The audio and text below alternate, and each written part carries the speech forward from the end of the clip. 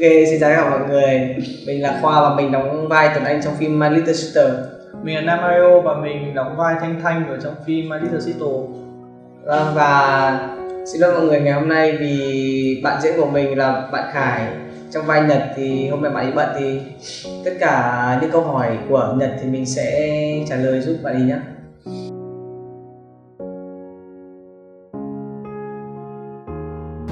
Thì mọi người cũng đã đón xem phần 1 của chúng mình, thì phần 1 của chúng mình gồm có 6 tập. Và cũng rất mong là ở phần 2 thì sẽ có nhiều tập hơn và mỗi tập cũng có cái thời gian nó dài hơn để cho khán giả được nhìn thấy chúng mình ở trên màn ảnh nhiều hơn. Theo mình cũng bật mí là phần 2 chắc chắn là sẽ dài hơn phần 1 đấy các bạn.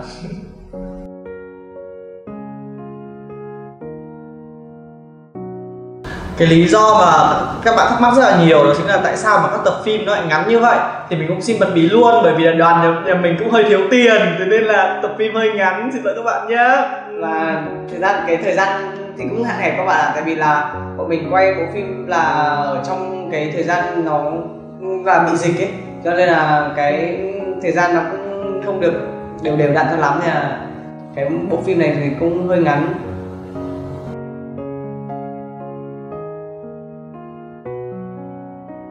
Thật ra thì đối với nhân vật Thanh Thanh thì nó nói là giống thì không hẳn là giống với như mình ở ngoài đời, bởi vì các bạn nhìn thấy ở ngoài đời mình sẽ ăn bận như thế này, nhưng mà ở trong phim thì nhân vật Thanh Thanh là một nhân vật khá là bánh bèo, nên là mình chắc là nó hơi ngược lại với con mình ở ngoài đời một chút.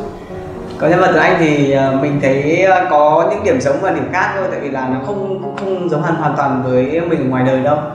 Còn mình trả lời hộ bạn Nhật luôn là Khải ngoài đời thì rất là trầm tính, và nhân vật Nhật ở trong kia thì cũng không giống cho lắm, mình cảm thấy không giống cho lắm.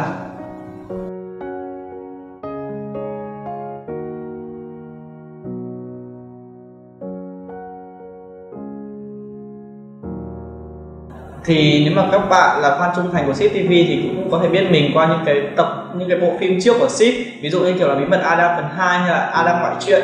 Thì ở trong tất cả những cái phim đấy thì mình đều có những cái cảnh khá là cảnh nóng, nhưng mà ở phim này thì mình cũng rất là mong chờ để có một cái cảnh giống như vậy, nhưng mà rất buồn ở phần 1 thì không có, thế nên là cũng hơi hụt hẫng một chút, nhưng mà không sao, mong chờ ở phần 2 sẽ có những cảnh như thế nhé. Mình thì việc diễn thì mình cũng có quen việc diễn, cho nên là những cái cảnh đấy thì mình cũng không phải là ngại cho lắm. Và Nhật Khải đã cũng chia sẻ với mình thì bạn ấy cũng phải chuẩn bị tâm lý khá là nhiều trước những cảnh diễn như thế.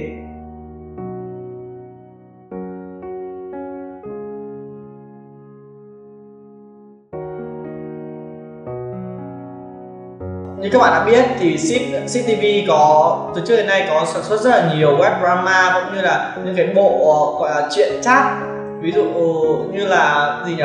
My Boss và Our Secret các bạn ạ. My Boss và Our Secret thì mình cũng rất mong là những cái bộ truyện này sẽ được chuyển thể thành phim thật sự do người đóng, và cũng rất mong là những cái phần ví dụ như kiểu Bí mật Adam hoặc là My Brother sẽ có thêm phần 2 thì cực kỳ là thích luôn, và mình hóng được từ nhà sản xuất là chắc chắn là sẽ có đấy, hay các bạn chờ xem nhá. Mình cũng xem những cái bộ truyện ra đấy rồi và mình thấy rất là thú vị, và mình cũng muốn được nhà sản xuất mời mình đóng những cái bộ truyện ra đấy.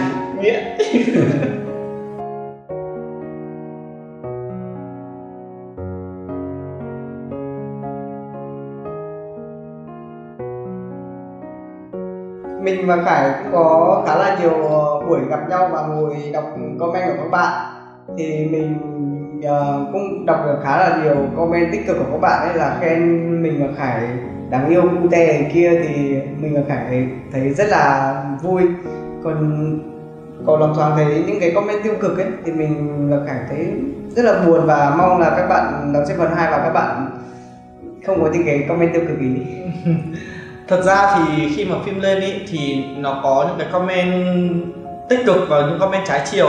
Thật sự thì khi đọc những comment tích cực thì bọn mình cảm thấy rất là phấn khích và kiểu cảm thấy được tiếp thêm động lực rất là nhiều ấy. Còn những comment ý kiến trái chiều thì đương nhiên bọn mình sẽ tiếp thu rồi và sẽ cố gắng để cải thiện chất lượng phim được tốt hơn. Còn về phần mà các bạn quốc tế thì mình rất là cảm ơn các bạn đã ủng hộ bộ phim My Little Sister này, và mình chắc chắn là trong thời gian sắp tới thì bọn mình sẽ cố gắng cải thiện những phần phụ đề, ra phụ đề nhanh hơn và phụ đề chuẩn xác hơn để các bạn có thể cảm nhận được bộ phim gần nhất với ngôn ngữ của bọn mình nhé.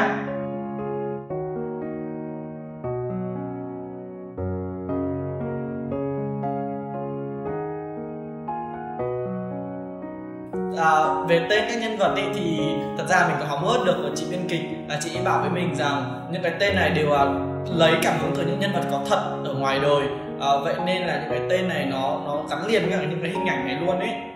Và mình cũng đọc nội dung là bạn Nhật và bạn Tuấn Anh có một mối tình rất là đẹp ở cả ngoài đời luôn các bạn ạ.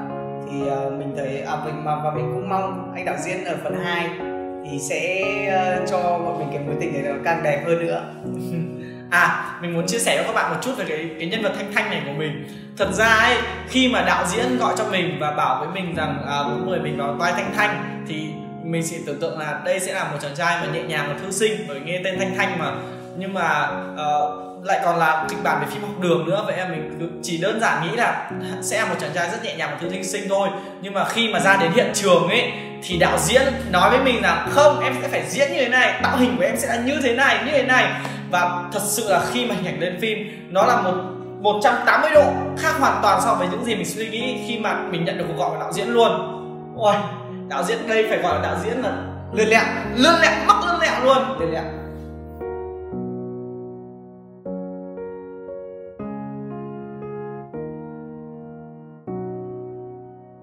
Tuy đây là bộ phim của chúng mình ở Việt Nam ấy, nhưng mà mình thấy tương tác của các bạn quốc tế rất là nhiều.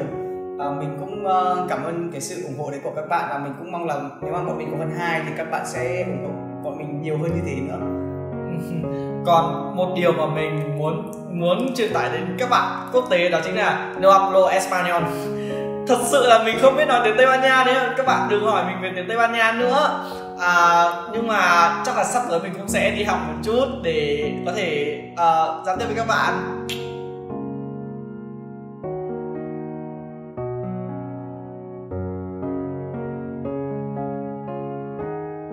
Thì mình cũng rất muốn là thông qua bộ phim My Little Sister này thì cũng đưa cái hình ảnh của cộng đồng LGBTQ+ Việt Nam ra ngoài quốc tế, và cũng mong là các bạn sẽ ủng hộ hình ảnh của cộng đồng LGBTQ Việt Nam nhiều hơn.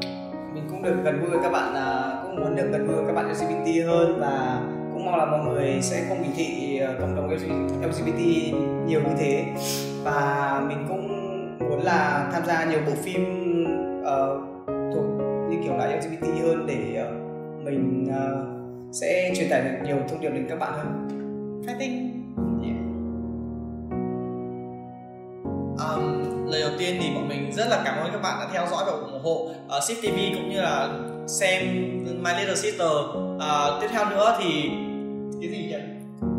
Mình cũng mong là các bạn nếu mà có những câu hỏi gì thắc mắc thì các bạn hãy comment bên dưới để bọn mình sẽ giải đáp cho các bạn sau nhé. Xin cảm ơn và tạm biệt nha. Yeah.